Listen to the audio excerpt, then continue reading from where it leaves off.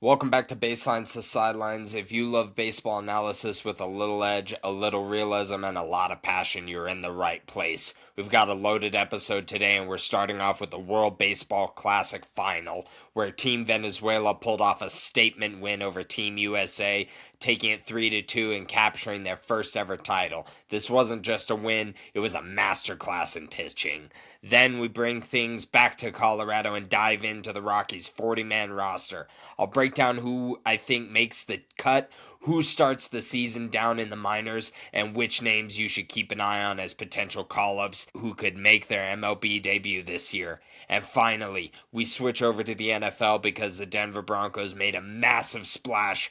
We're talking about the blockbuster trade to bring in Jaylen Waddle from the Miami Dolphins, what he adds to this offense, and why this could be a huge win for Denver moving forward. So whether you're here for international baseball, roster breakdowns, or big time NFL moves, you're in the right place. Let's get into it. This is Baselines to Sidelines.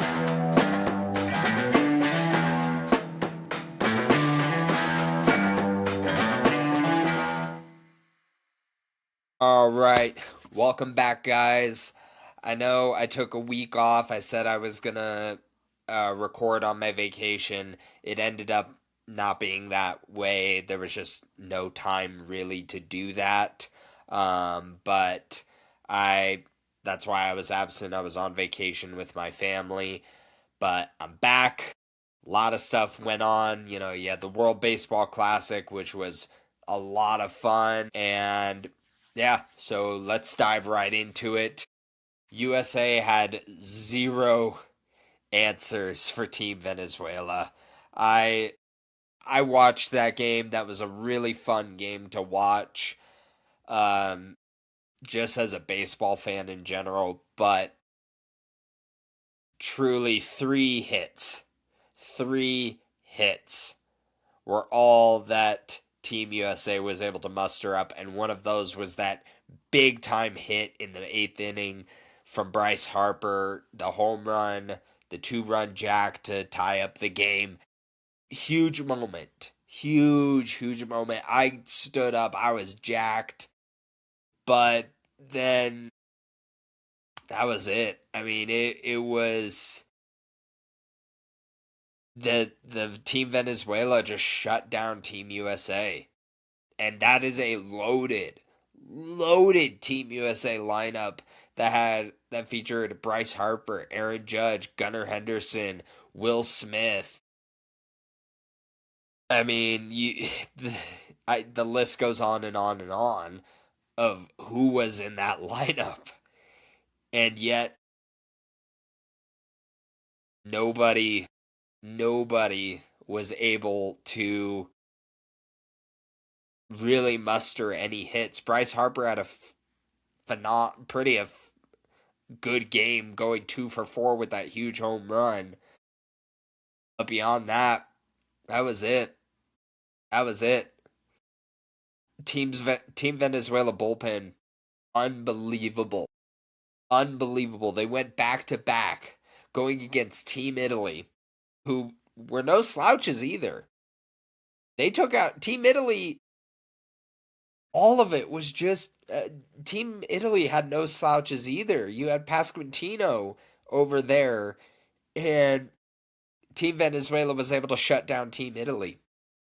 And then you had them coming off a back to this was their second game in a row. And Team Venezuela shut down both of them with their bullpens. Remind you, Montero in the Team Italy game got pulled after 1 1/3 innings. And so the Team Venezuela bullpen carried him the rest of the way. And the bullpen showed up again against Team USA and shut Team USA down, arguably more than what they did against Team Italy.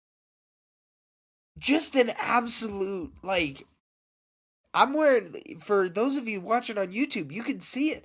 I'm wearing my Team USA baseball hat. Like, I was rooting for Team USA hardcore.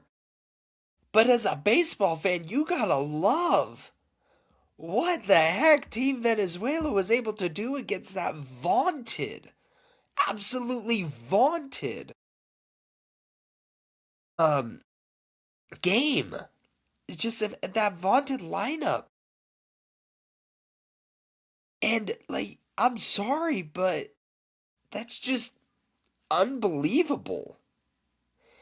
And I also have to quickly give a shout out to Dan Bellino, the home plate umpire in the Team Venezuela, Team USA in the final. He had a fairly fair strike zone. He not way better than Corey Blazer. I mean, I love I love my Team USA. I love my Team USA. But let's be honest, in the Dominican Republic game, that was not a strike. Not even close. No way you can slice that as a strike for the final pitch, for the final out. I remember watching that game again, quickly going back to the Dominican Republic game. I remember watching that game and I'm like standing on the edge, just excited. Like, this is a huge moment. Who's gonna pull it off? Team USA or team the Dominican Republic? And then the pitch comes. It's clearly well below the zone. And he calls it a strike, and I went, yeah! Oh. Oh no. That's gross. That's just wrong. Like, I feel sorry for the Dominican Republic. I do. You know, they also had their chances early on in the game as well that they did not capitalize on. And I will absolutely agree with that because I was talking to somebody else about that. But at the same time, you can't sit there and feel unreal about it when it was just an obviously bad call. So I just want to give a quick shout out to Dan Bellino, who is the home plate umpire for the World Baseball Classic final. Pretty fair strike zone. There were a couple of pitches where I was like, okay, but you're gonna have those in any game. You absolutely are. But I thought that game was called very fairly. So I'm very happy about that. Now, I also want to, as you know, I'm covering the Rockies. Ezequiel Tovar and Antonio Senzatella are World Baseball Classic champions because they were on Team Venezuela. And Ezequiel Tovar showed up. He absolutely showed up. I mean, I absolutely really good hitting and defense. I mean, anybody who has watched the Rockies knows Ezequiel Tovar has really damn good defense. He's won a Gold Glove for a reason. But the fact that Ezequiel Tovar went 2 for 4, he didn't get any RBIs or runs, but he still was a contributing factor for Team Venezuela throughout the whole World Baseball Classic. And then also, it's just awesome for Antonio Senzatella for him to be a part of that. Only 2 other Rockies have ever become World Baseball Classic champions. And that was Jake McGee and Nolan Arenado in 2017 when Team USA won. So it's just really awesome to see. Really awesome to see that. And that's why I wasn't utterly heartbroken. I was bummed about Team USA losing. I was bummed, I'm not going to lie. But at the same time, I was really just ecstatic for Antonio Senzatella and Ezekiel Tovar and just that whole Dominican Republic team. I mean, or not Dominican, sorry, my apologies. Team Venezuela. Team Venezuela, star studded lineup. You had Wilson Contreras, Ronald Acuna Jr., Ezekiel Tovar, Luis Ariz, Jimenez, Willie Abreu, Salvador Perez, Jackson Churio. I mean, just that's a dog of a lineup. Is it a dog of a lineup as what on paper what you would say of Team USA or even Dominican Republic? No. But that's not a slouch team. And they showed up. And they showed why they are the real freaking deal and why they're World Baseball Classic champions. Uh, I honestly can't wait for the, what is it going to be, 2028? That'll be interesting to see with the strike loom. More than likely, the strike. Actually, let's not even call it more than likely. With the strike looming around the corner, that's gonna be an interesting one to figure out. But I can't wait for the I can't wait for the next World Baseball Classic. It has become a world spectacle. Like, it's climbing the ranks. I don't think anything will surpass the World Cup, and rightfully so. I'm not the biggest soccer fan. Do not get me wrong. I'm not the biggest soccer guy. But when the World Cup comes around, you best that I'm gonna be sitting there watching in 2020 with this year, 2026 with the World Cup. You best know that I'm gonna be sitting there with my butt in my chair watching some soccer, man. The World Cup is just phenomenal. And for me personally, and this is no disrespect to any other sport, this is no disrespect to even the World Cup, because I am acknowledging that the World Cup is a step above. It absolutely is. But for me personally, the World Baseball Classic is right there. Like, I look forward to it as much as the World Cup, as much as the Olympics. I will admit, I'm a baseball junkie. So, call it what it is. I'll admit that. But for me personally, it falls in those ranks. So, it's just awesome to see, and I can't wait for the next one. And now that we're also talking about the Rockies players who won the World Baseball Classic, again, congratulations to Ezekiel Tovar and Antonio Senzatella. Phenomenal, unbelievable achievement. Really, really happy for them. Let's move on to the rest of the Rockies 40-man roster.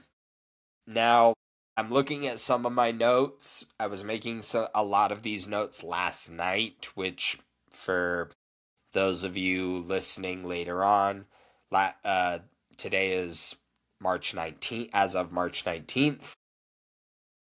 So, yesterday, March 18th, they were at 43 players. Now, they have sent they have sent more players down, including one who I was going to talk about, which I still will, but the players that got sent down, they sent Charlie Condon down, and then they also sent two other players down. So right now they're not at 43, they are at their 40-man roster limit. Now that Charlie Condon, I apologize, got sent down, that locks up the first base job. Here it is. Here we go. The three players that got reassigned to the minor league camp: Cole Carrick, Charlie Condon, and Vimal. I apologize if I butcher this name.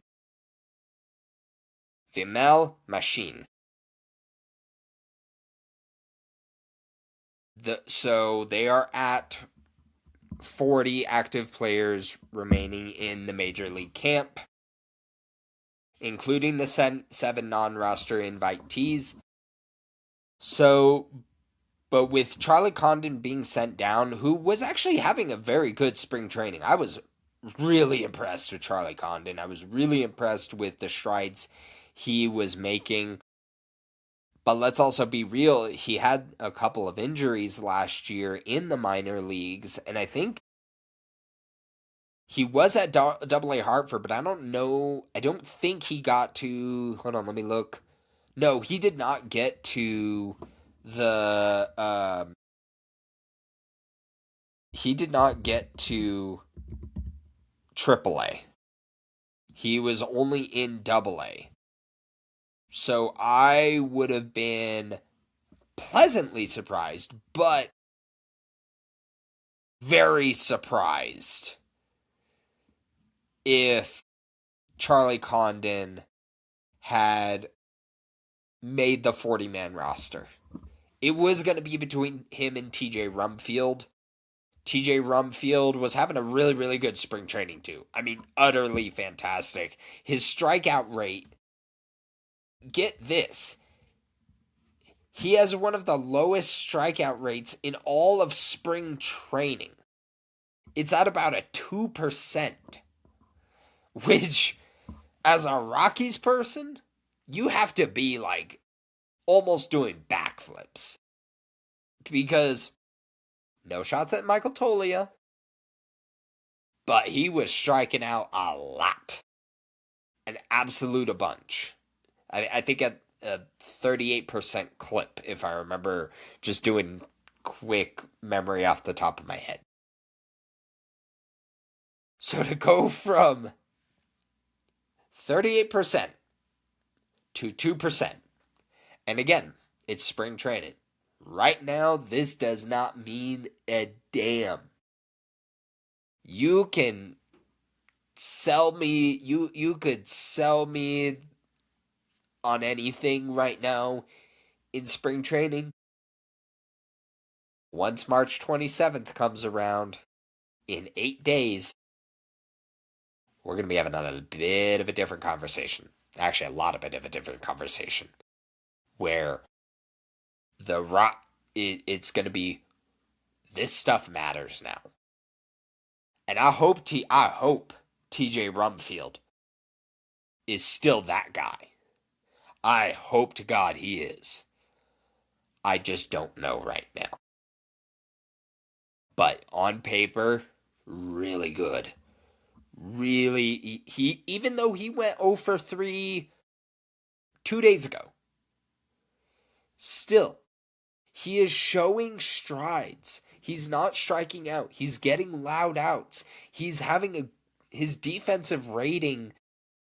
He's having a really, really solid defensive at first base. Like, just all the stuff that, to the point where I think I even covered it last episode. Yankees people, because the Rockies traded for him, they traded Angel Shivy for TJ Rumfield.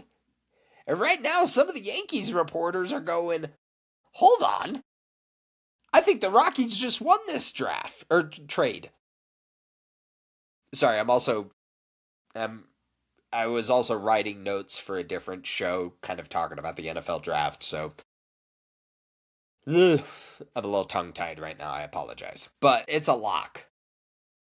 TJ Rumfield has locked up. I would be shocked.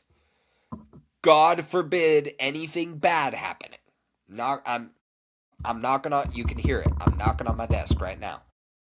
God forbid anything bad happening. TJ Rumfield is going to be the starting first baseman. And I am really happy about that. I think that's going to be really good. That's going to be really good for the Rockies. I'm excited. Now, Charlie Condon, though, be ready. He will make his debut today. If he plays even half as good as he's been playing in spring training and what he played down in Spokane and Hartford, he will. I'm predicting, and even Patrick Saunders of the Denver Post said it, I would be shocked if Charlie Condon did not make his MLB debut before the All-Star break. That I really think, and mind you, this new regime, this new front office and new coaching staff are making the minor leaguers earn it, are making the prospects earn a debut. Not like last year, where, I mean, they were practically Oprah with handing out MLB debuts because they needed the bodies. It wasn't just, oh, we think you're good enough. Like, don't get me wrong, some of these prospects are good. And I look forward to seeing them more. But I expect Charlie Condon to make his MLB debut before the All-Star break. I would be shocked if it's after the All-Star break. As long as he plays and barring any injury, again, knocking on wood, barring any injury, you will see him this year. I expect the Rockies to give him a shot. And he's going to earn it. He's going to have to earn it, especially with how TJ Rumfield's playing. And then also Blaine Crim, who's having the who's dealing with that oblique injury right now. He's going to come back as well. So do not be surprised if Condon is up by then. And then one that I'm also really excited to see is still on the 40-man roster. Again, there's still more cuts and moves that could be made. Like, this is not concrete. This 40-man roster is not concrete. There's still a few days. Because, mind you, opening day is March 27th for the Rockies. It isn't concrete yet.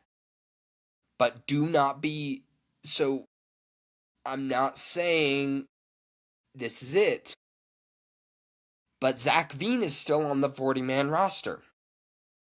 Now, has he had an otherworldly spring training? No.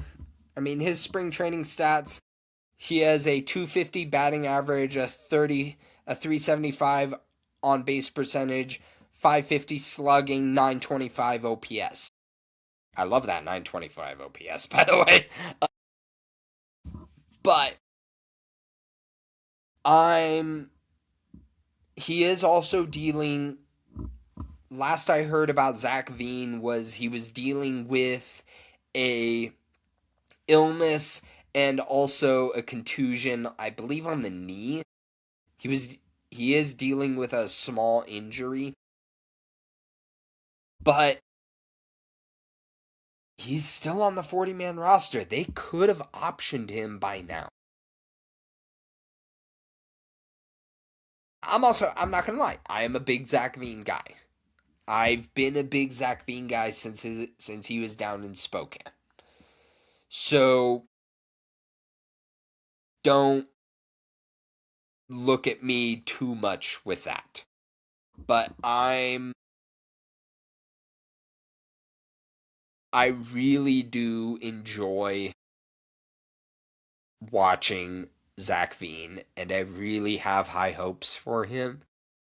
Especially with the stuff I've covered it enough from this offseason. Everything he has done this offseason is just amazing. I'm really happy, and I just hope that continues. I really hope that continues into the regular season. Again, this isn't concrete yet, but I still think he's going to make it. And then pretty much everybody else on the 40 man, you have Brendan Bernardino, who he's had some good stuff. I mean, this spring training has a 2.45 ERA in 4 games with 4 strikeouts. I'm really liking Brendan Bernardino. I'm loving. I can't say it enough. I'm loving Jose Quintana and Tomoyuki Sugano. I'm loving. They were killing it in the World Baseball Classic. I hope that continues here. Again, pitching at altitude, whole different animal. Whole different animal. But, and then Michael Lorenzen, again, also shut down Team USA. He shut down Team USA. And yet, he came in, and so they've got. The Rockies have some interesting arms for their 40-man roster right now. Ryan Feltner, I have some questions about still. He needs to get on that command. He needs to work on that command. Tanner Gordon, he got moved down to the minors. I wasn't all that surprised. He is going to get called up. I think he still has a lot of potential. Again, gonna have to earn it. You're going to probably hear me say that until you're sick of me hearing that or saying.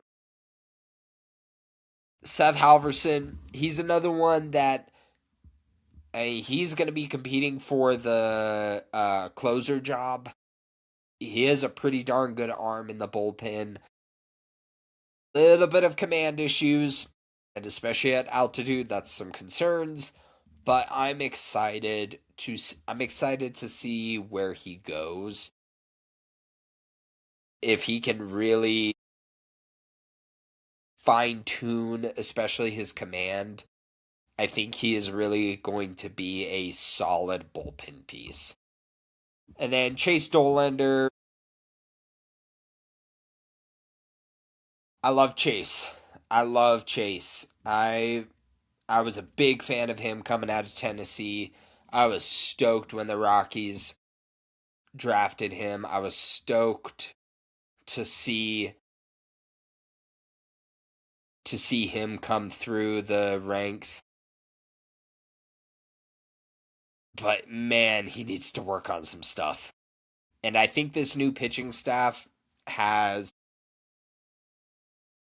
all the potential in the world to really do that. I mean, in the spring training, he has a 6.43 ERA in 5 games. Don't love that. I love the 10 strikeouts. Love that. And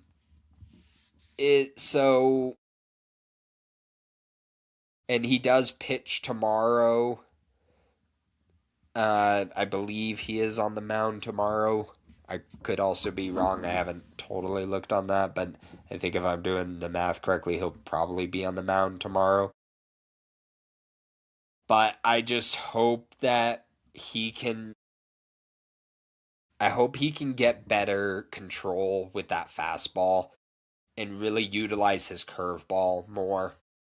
Again, curveball at altitude. That's going to be that's always a tricky one. But I think if he can really just he's like right there. He's right there. If he can just close that gap, it's going to be really amazing. So I'm excited to see that. You know, you're going to have Juan Mejia. You're going to have Jaden Hill, who's more than likely, I think he's going to be on the 40-man roster. I have questions about him. Juan Mejia actually, really quickly, looked pretty darn good in the World Baseball Classic as well, so can't complain about that. And then Victor Vodnik, he's also going to be in that conversation for the closing job. Again, another one that I'm excited to see. Hunter Goodman, he's going to be starting behind the plate. Braxton Fulford had a pretty decent 2025. I'm really hoping that he can lock in and really become a solid backup catcher.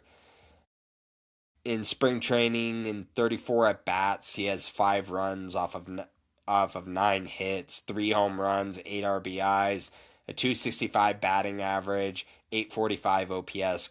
I really can't complain. Again, spring training. I mean, in the regular season last year, he had a 267 on base percentage, a 213 batting average, and a 591 OPS. Not incredible numbers, but again, rookie at the time, 119 loss team. What can you expect? But I'm really excited to see where he goes. I hope he can tighten up his defense a little bit more, just a little bit more, and I think he has a chance to really be a solid piece. Edouard Julien. I don't know what to think about him. Personally, mind you,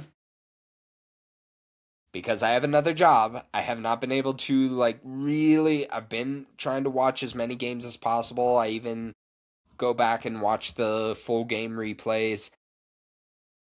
I haven't watched enough of Edouard Julien, so take that for what it's worth. I'm I'm kind of tepid.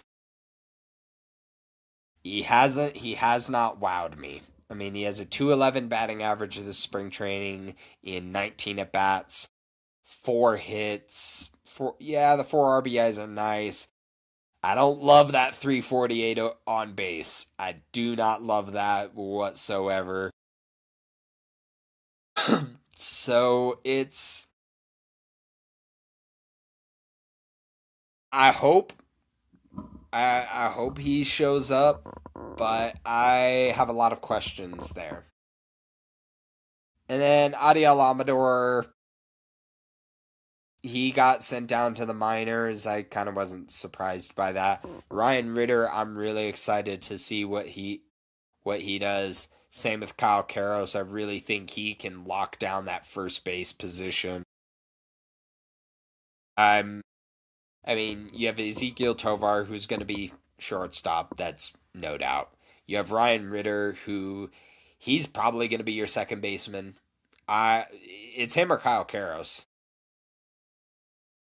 But I would be more surprised. I would more say Kyle Karros is going to be at third base, and I really hope he can just fine tune his defense a little bit more. His bat's already there, and I think his bat can only get better.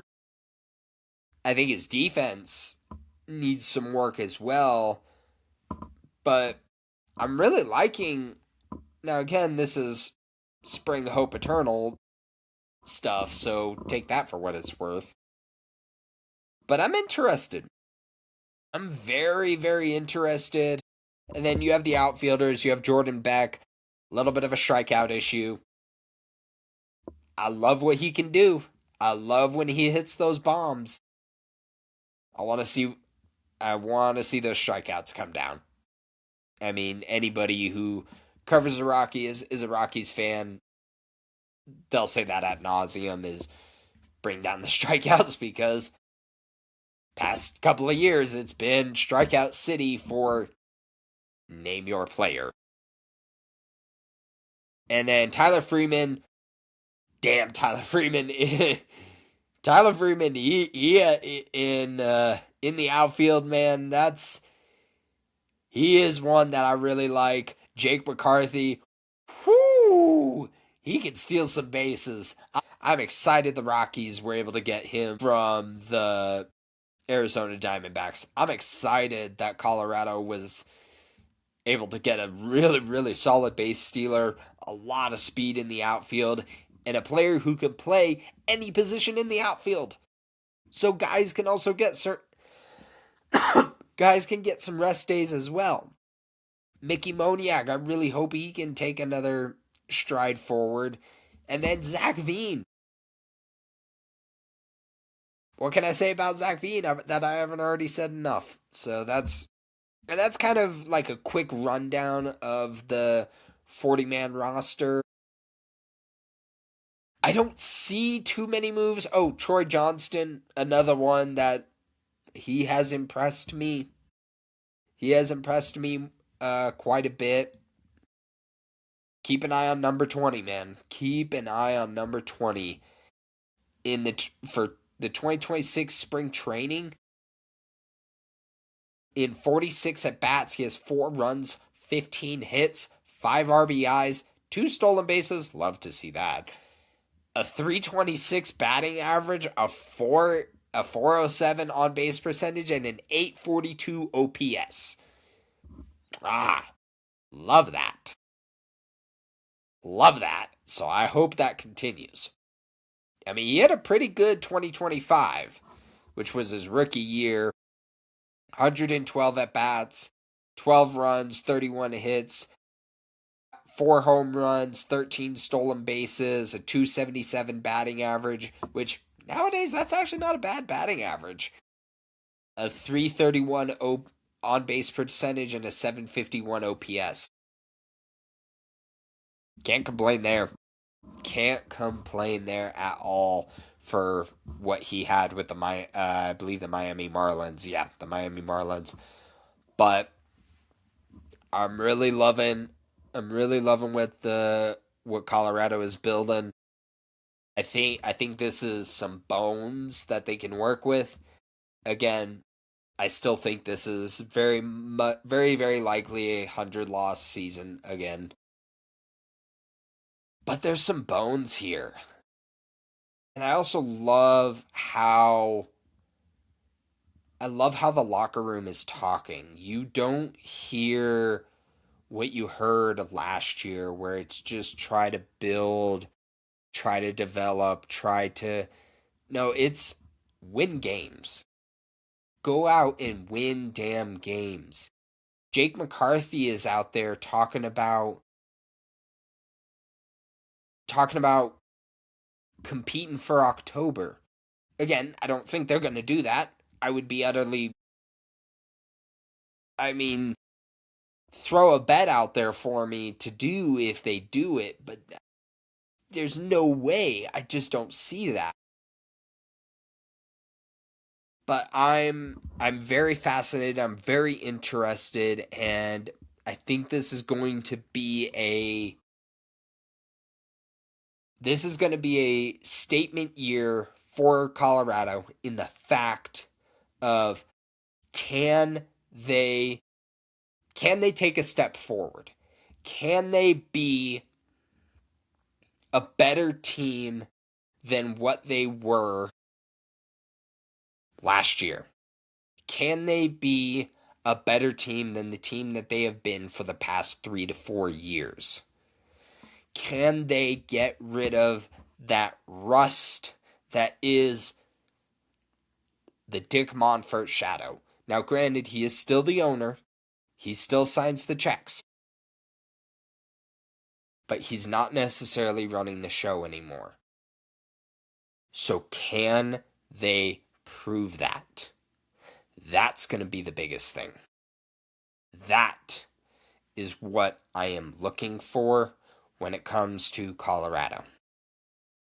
I want to see improvement, and I want to see improvement in not just on field, but in front office and in coaching. They have done all the right stuff in the offseason. Now, can they take that and move forward? That's going to be the biggest thing. That is going to be the key contributor to everything else. And I'm really hoping. And one last thing. The Rockies home opener. The Rockies home opener is going to be a interesting one because KOA, the radio station that covers the Rockies,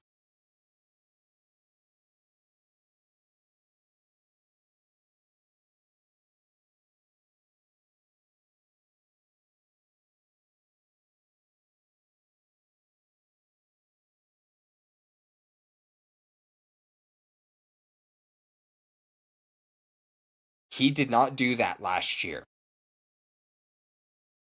You can call it cowardice, you can call it whatever. But I'm curious to see if he's going to do that, if he's actually going to show up for that interview this time. Not saying it's another all-worldly interview, but it was a little bit curious to see the owner of the Rockies duck out of an interview that he's done for however many years at this point.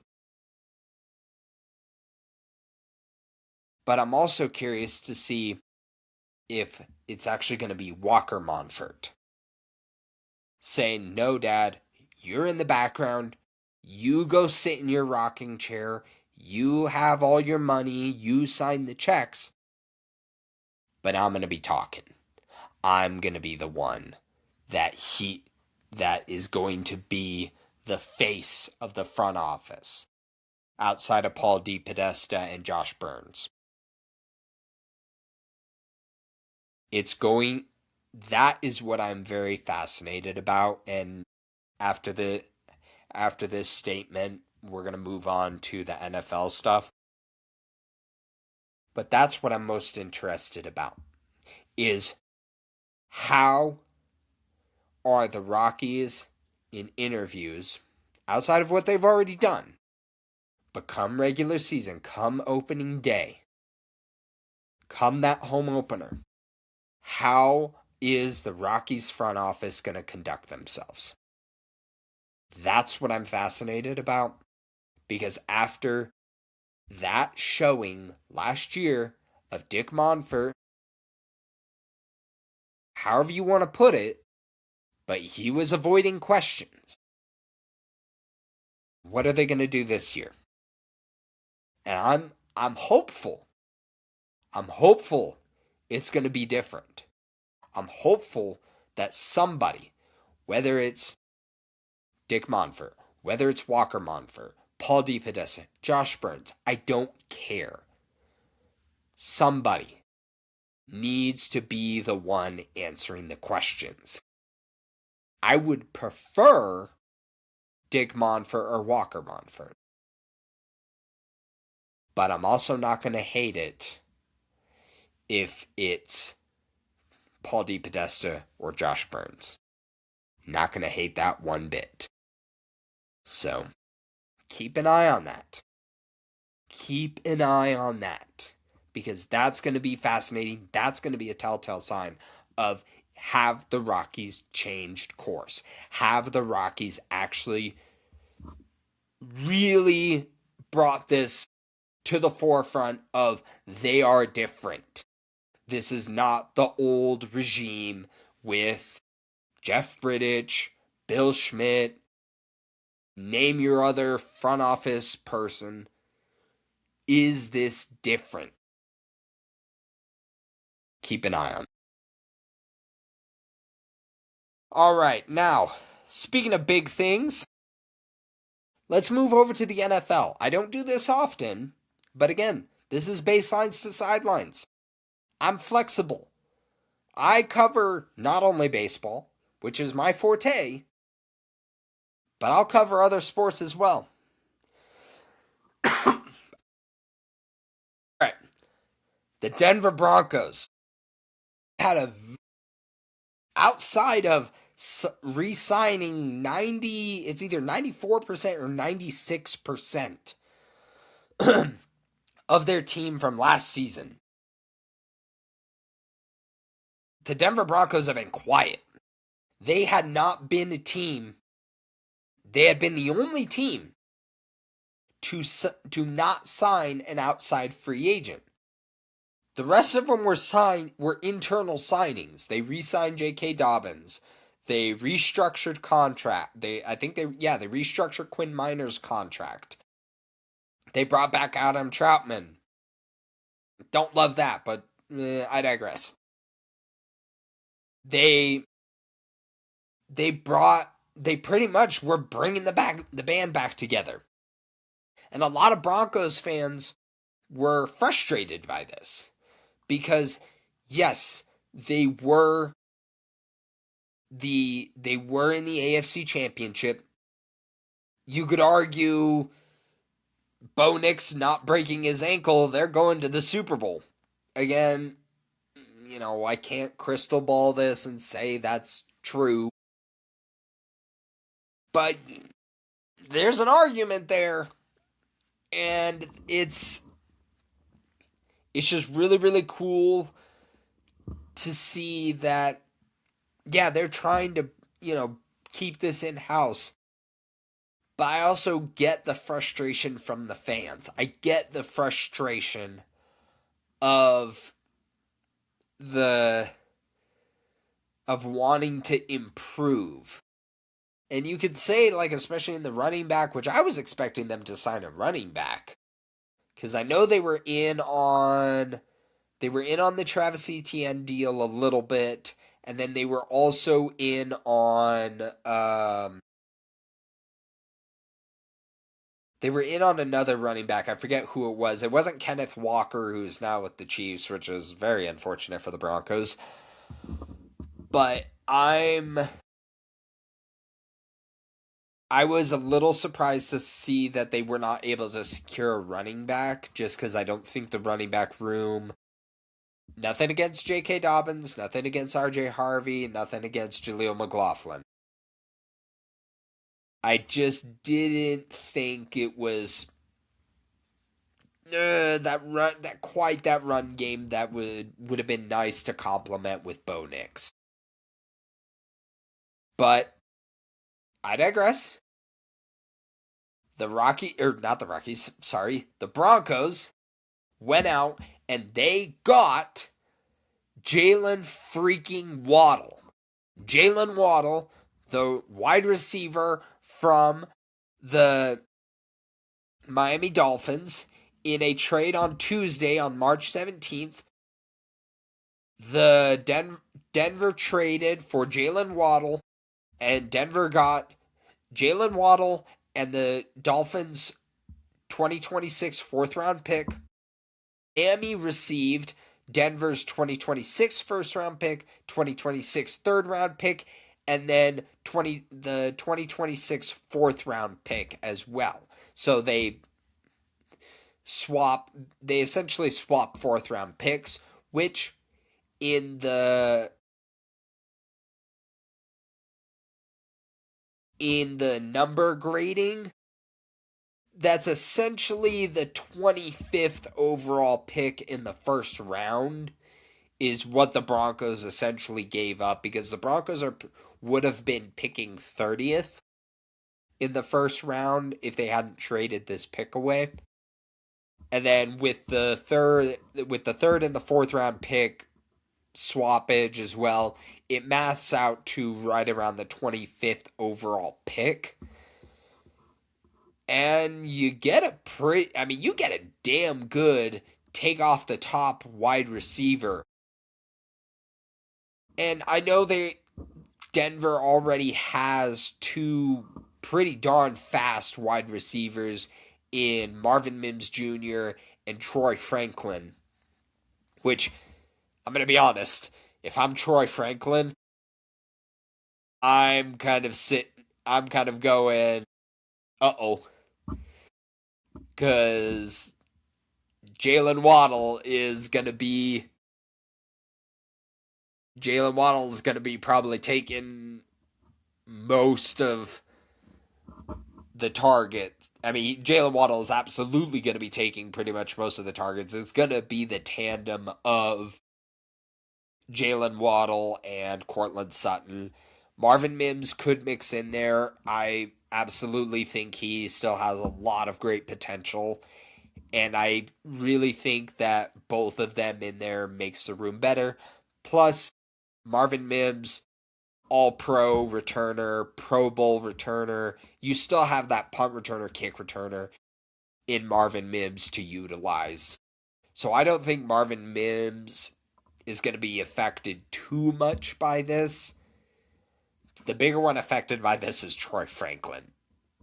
And I was curious to see if Troy Franklin was going to be sticking around, because they also brought back, I know his last name is Morton, but I want to say it's John Morton as a pass game coordinator.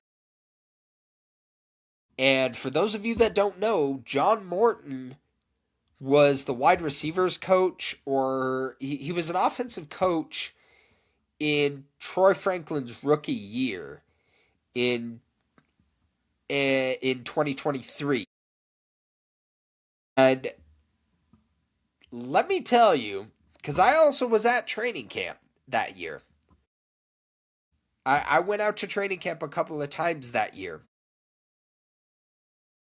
Morton was ripping a new sphincter hole into Troy Franklin. Practically. I mean, you want to talk about the ripping of a lifetime? Troy Franklin was getting that. I mean, Troy Franklin was just... And so the fact that Morton is back, that, I was like, oh boy.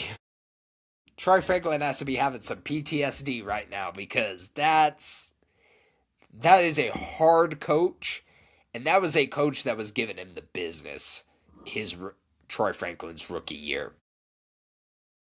So I'm kind of wondering, especially with that relationship already, if Troy Franklin doesn't get moved. I would be shocked if he gets traded. I just don't think he is really much of a trade piece. Again, I could be wrong. I've been wrong before. I will be wrong again. But I definitely think that Troy Franklin has one of those. He has that it factor, but he also drops the ball too much. And as a wide receiver, that is your bread and butter. I mean, I'm taking a quote from the great Dave Logan, who covers the Broncos radio broadcasts. As a wide receiver, your job should be, when that ball is in the air, you should go get that ball as if your life depends on it. As if catching that football is what puts food on your table. Now, I'm not going to sit here and tell Troy Franklin how to play, because I never played football outside of like touch football and backyard football. So I'm not going to sit here and tell Troy Franklin how to play wide receiver. But I also listen when the big name guys, i.e. Rod Smith, Dave Logan, Nate Jackson, even the more national media people, when they talk about how to be a wide receiver in the NFL, I listen, I study, I take it in. I'm not going to call myself an expert, because I absolutely am not. That would be foolish of me to say. But at the same time, it really says something when some of these big names, legends, mainly Dave Logan and Rod Smith, when they're talking about catching a football and catching how to be a wide receiver in the NFL and not letting that ball hit the ground. And Troy Franklin did that a lot last year. He did that a lot in his rookie year as well. So it's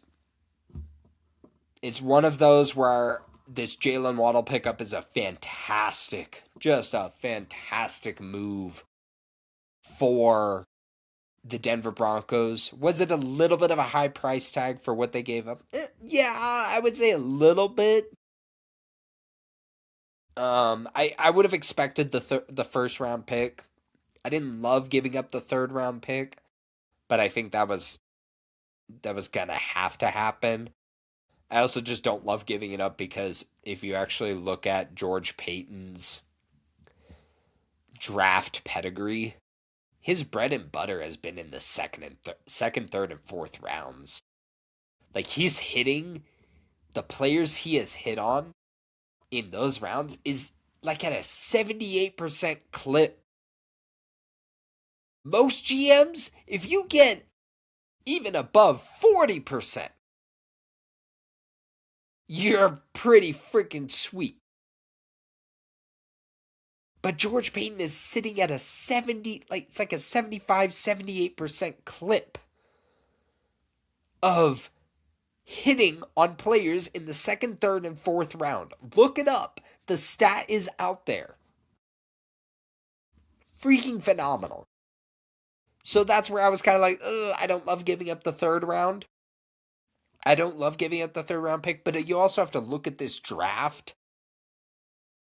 It's not the most loaded draft. I've been watching and reading some draft analysis from,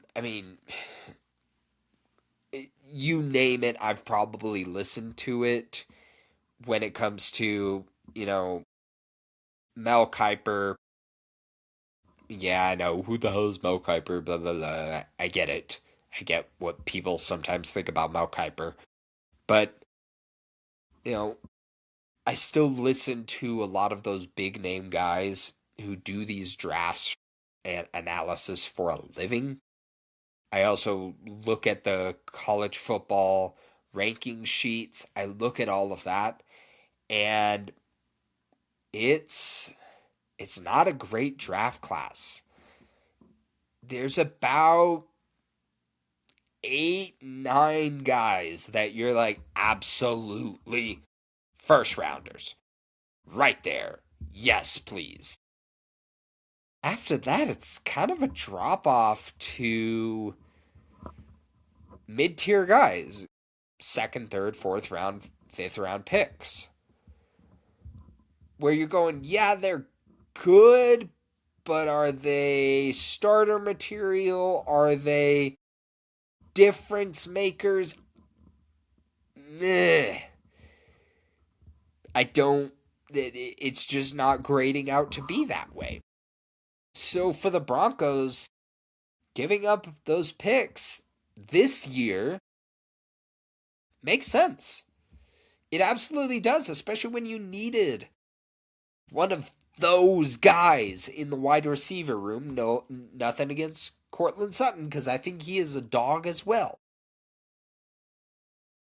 But when you have a guy that can take the top off speed, can go out and dig out a safety, plus not only is he a difference maker in the pass game, he is a difference maker in the run game in the sense of when he is lined up, there has to be a safety to keep. It's a numbers game at that point of there's going to have to be a safety staying over the top of him, keeping an eye. There's going to have to be a safety that has to go with him, that has to keep tabs on him at all times whenever he is on the field. So that frees up another guy out of the box, which also could, depending on the defense, free up a linebacker out of the box because say that safety was going to cover the tight end, well, now you have the linebacker having to go cover the tight end, depending on the formation, depending on the defense. So that's one or two guys out of the box, which frees up the running game more, which I love that. It's one of those that it's not just this is a guy who can go out and catch the ball. This is a guy that actually makes defenses have to pay attention more. This is a guy that makes... I mean, he was nearly 1,000-yard wide receiver. I think he had 900... It was like 915, 918 yards. Last year, he's been a 1,000-yard receiver before.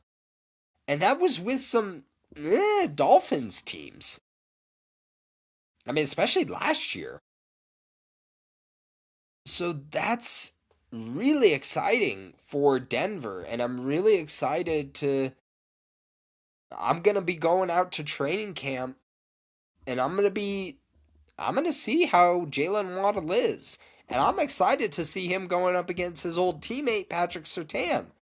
You have one of the better wide receivers, and arguably, I'm going to say it, you have the best corner in the NFL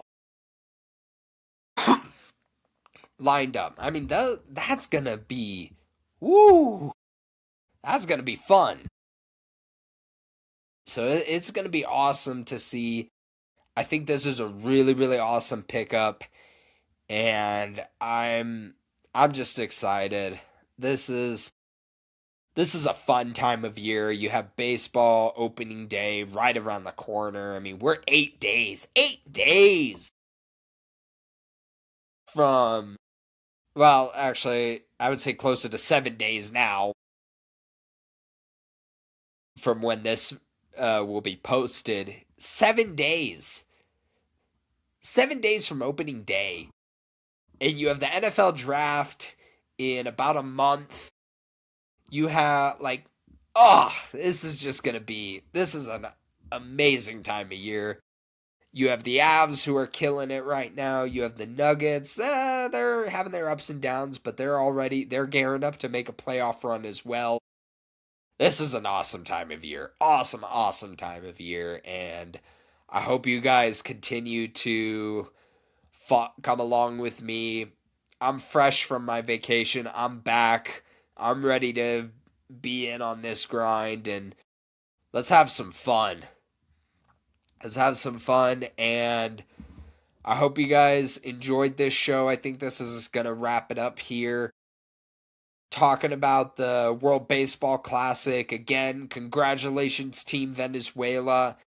Talking about the Rockies' 40-man roster and how it's shaping up and what it's looking like. It's really, really exciting. This is an awesome time of year. And talking about the big trade with Jaylen Waddle to the Denver Broncos. Arguably a blockbuster trade. I'm excited. This is fun. I really hope you guys enjoyed this. If you love baseball analysis with a little realism, a little edge, and a lot of passion, you're in the right place. I hope you guys have a lot of fun, and I will catch you guys later. This is Baselines to Sidelines. Nick out.